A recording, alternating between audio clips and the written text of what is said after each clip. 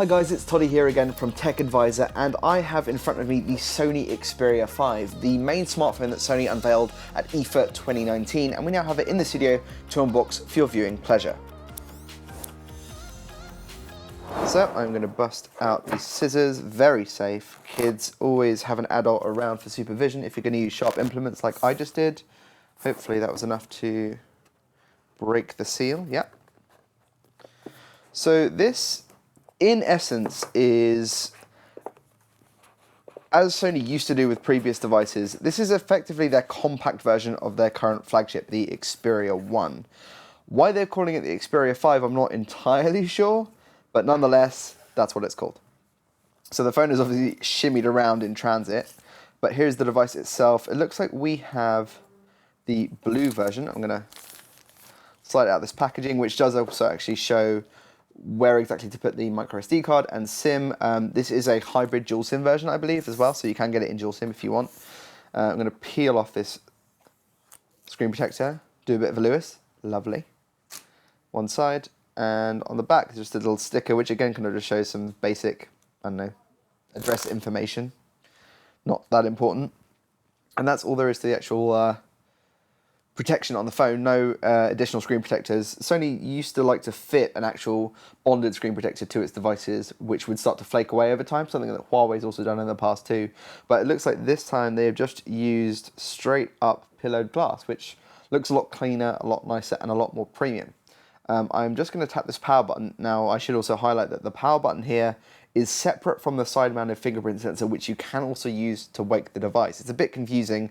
I don't know why they've switched to this separate interaction design. They used to use a fingerprint sensor power button combo in one on the, for instance, the Z5 series, and I thought that was a really nice combination of features, but now they have it separate, so it's a bit odd.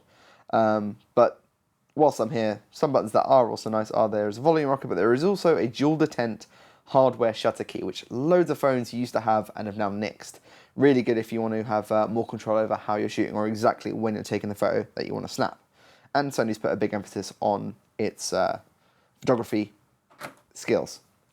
Whilst that's booting up, go back to the box, and we have a quick start guide here, or a startup guide I should say, which this one folds out rather nicely, just shows you where to put the SIM and the micro SD card in, where the power button is, which is not the fingerprint sensor, as I said, and a few other things. Also, it does highlight the fact that this is Type-C, but there is more, including a little QR code, so if you want to know all of the ins and outs of getting up and running, should be pretty self-explanatory, but there's that too.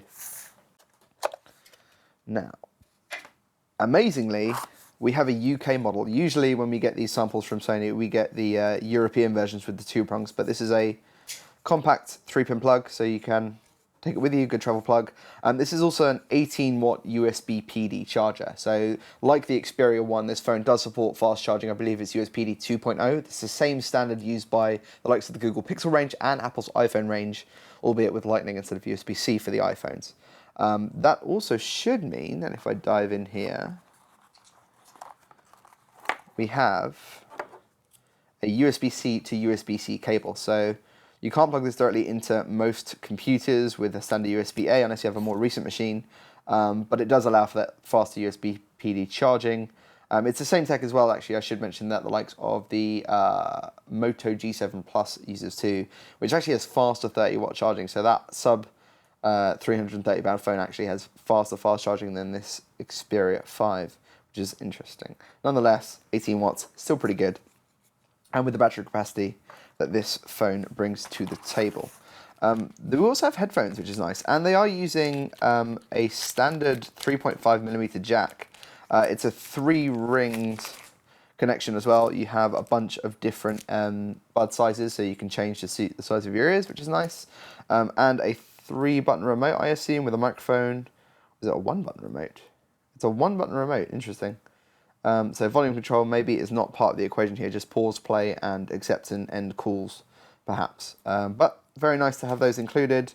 I'm sure they'll offer some level of decent passive noise cancellation or isolation, and it's good to have those in the box. The fact that using a 3.5mm jack is particularly interesting as, again, like the Xperia 1, this phone doesn't have a headphone jack. It only has that USB-C on the bottom edge. So instead, they have included a USB-C to 3.5mm adapter, which is another thing that is dying out. Huawei, for example, I just did a comparison between the Mate 20 Pro and the Mate 30 Pro, and Huawei included one of these on last year's Mate, but they've nixed it from the box on this year's Mate.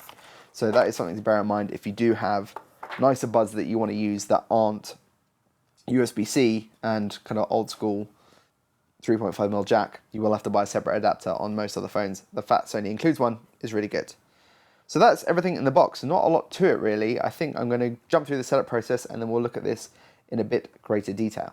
So I've just jumped through the setup process, haven't really added anything major, just did register a thumbprint on the right hand side, which as a right-handed user, that's quite easy for me. Obviously you can also register your index finger if you're a lefty.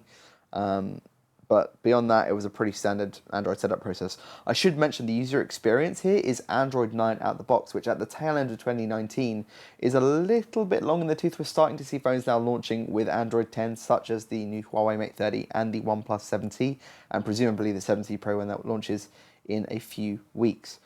With that in mind, Sony hopefully will be bringing Android 10 to this device fairly soon, and the Xperia 1 for that matter. But in the meantime, it's an Android 9 based user experience, but it does have the Play Store and all of that good stuff, as you'd expect, with a kind of dressing of Sony touches on top. For the most part, the company's really worked hard to slim down some of the kind of heavier touches that it used to have on its skin, so it feels fairly stock. The main difference being that this whole experience is being enjoyed on a 21:9, what Sony's call a cinema-wide display. It's the same thing we saw with the Xperia 1 and the Xperia 10 and 10 Plus that all launched together earlier in the year. The aspect ratio means you have quite a tall, slim form factor. It looks quite nice, to be fair. It looks quite sleek. There's no notch here either. Sony instead retains a bezel and a forehead and chin that's a little bit more pronounced than some other devices. And I'm okay with that. I quite like the clean, no notch kind of situation here. Even if it does mean I have slightly bigger bezels. Also, there's a 8 meg camera up in the top that you can see in the corner there. Beyond that, before I get deeper into the software, as I said, hardware controls on the side, that dual detent shutter key, which I'm sure if I press it, can actually quick launch into the camera, which is a nice kind of physical way to jump straight into the camera experience here. And let's talk about those cameras. So on the back, like the Xperia 1, we actually have 3 sensors. We have 3 12 meg sensors as well. I really like that Sony has used the same resolution sensor across all 3 of its main cameras. There's a main 12 meg sensor with an f1.6 aperture and OIS. It has a telephoto sensor, again 12 megs, with OIS, which has a 52mm focal length, I believe. And then it has an ultra wide, which doesn't have OIS, but it does have, I think it's a 16mm ultra wide angle lens. So you have a lot of versatility there. One of the things that the Xperia 1's camera taught us is that despite Sony being amazing at creating camera sensors that loads of other companies, including the likes of Apple and Samsung, do like to use, it itself isn't always great at nailing the camera experience on its own phones, which is really disappointing, to be fair, considering how good the hardware clearly is. That said, the Xperia 1 did go some way to alleviating this issue. The low light performance was pretty good. Some of the regular shooting was fine. The main thing was that you needed to do a lot of, or a bit of post-editing to get shots really looking how you probably want them to look for social media or wherever you're going to share them. The other big focus with both the Xperia 1 and this phone is video. The company has included its Cinema Pro app, which is influenced by the company's, I think, the Venice cameras that Hollywood uses that Sony makes. There's all sorts of different things, like you can apply different color grading as you're recording, or you can shoot a really flat looking footage if you want to edit it after the fact. So this has got some unique talents that kind of help it stand out from the crowd, but they are quite specific in what they offer. The UI itself just crashed actually, but the UI itself usually it also is designed to resemble those fancy cinema cameras. Beyond that, the user experience is, like I said earlier, very much like Android. They've still included the 3D Creator tool if you want to customize, scan and customize 3D models that you can scan directly from the phone. I actually made a Christmas bauble once using this app. It's quite impressive stuff. And beyond that, yeah, there's a few other tweaks like the game enhancer. Sony's idea is that you can play games and then pull in videos for like certain sections where you get stuck on in games, which is again a unique take on a gaming overlay on a phone from what I've seen. Beyond that, it's pretty run-of-the-mill stuff. The hardware is also quite nice, to be fair. Considering the standard Xperia 1 is £849, this phone costs $699 on pre-order, so it's still quite expensive. It's around iPhone 11 pricing, so that's something to bear in mind if you're torn between what to get. Also probably around the expected OnePlus 7T pricing as well. But for your money, you don't get the full HD display, but you don't get the 4K display, excuse me, but you do get a full HD display. This time it is, of course, extended because it's 21:9. It is HDR, it is OLED, which is really nice. There's also the creator mode, which is one of the viewing modes that this phone offers, which is, again, tying into that professional cinema experience that Sony's trying to kind of imbibe within this device. You can look at content as the creators intended, is that kind of famous phrase, something Beats also used in the past with their audio experiences. On the inside as well, it's powered by a Snapdragon 855, not an 855 Plus, but still an extremely good flagship class chipset from Qualcomm, which is really nice to see. 6 gigs of RAM, just like the Xperia 1, and 128 gigabytes of storage with, as I showed you earlier, microSD expandability. I believe it's up to 1 terabyte if you don't use that dual SIM functionality, so you have a lot to work with there.